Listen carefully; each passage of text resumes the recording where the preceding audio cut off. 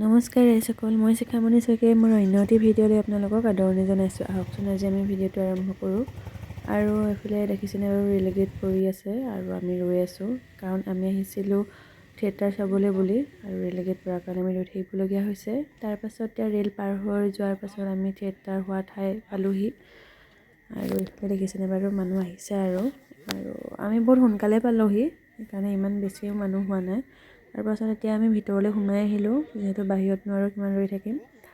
আৰু ভিতৰতো তেনেকৈ মানুহ নাই, দেখিছেনে পূৰা চকী খালী, এজন দুজন হৈছে। এইফালে গেলাৰীও পূৰা খালী আৰু সোনকাল হৈ আছে কাৰণে মানুহবোৰ আহিছেহে। আচলতে আমি মানে সোনকালে হ'ব বুলি ভাবি সোনকালে আহিলোঁ, যিহেতু সোনকালে ভাবিলোঁ থিয়েটাৰখন ষ্টাৰ্ট সোনকালে হ'ব, কিন্তু নাই, সোনকালে নহ'ল। 9টা বজাৰ পৰাহে ষ্টাৰ্ট হ'ল আৰু আমি 6:30টাৰ পৰা একদম বহি আছোঁ আৰু পৰা 11টালৈকে। আৰু থিয়েটাৰখন বাৰু বেছি দেৰি নহ'লে ভালেই লাগিলে চাই। আৰু এইফালে দেখিছেনে বাৰু মানুহ এজন দুজনকৈ এতিয়া ফুল হৈছেগৈ। আৰু আমি আহোঁতে ইমান মানুহ নাছিলে, কিন্তু এতিয়া একদম পূৰা ফুল হৈছেগৈ আৰু বেছি সময় নাই ওলাব, আৰু মানে থিয়েটাৰখন ষ্টাৰ্ট হ'ব। আৰু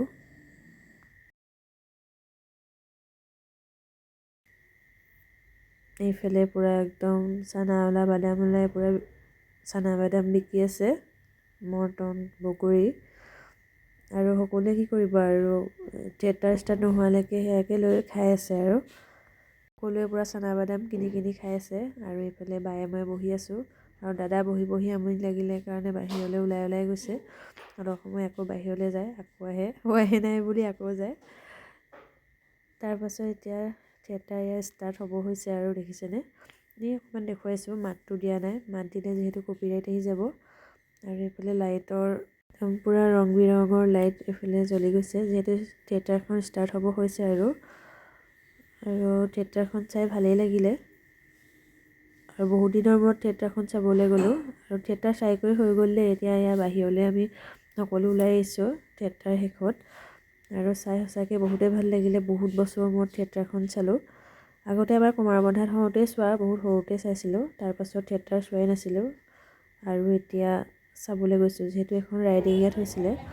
থিয়েটাৰখনৰ নাম হৈছে ৰাজমুকুট থিয়েটাৰ, আৰু তাত আছিলে, আৰু থিয়েটাৰখনত অভিনয় কৰিছিলে গুঞ্জন ভৰদ্বাজ আৰু প্ৰসেনজিৎ। থিয়েটাৰখন চাই ভালেই লাগিলে, আপোনালোকেও চাব ক'ৰবাত যদি আহে।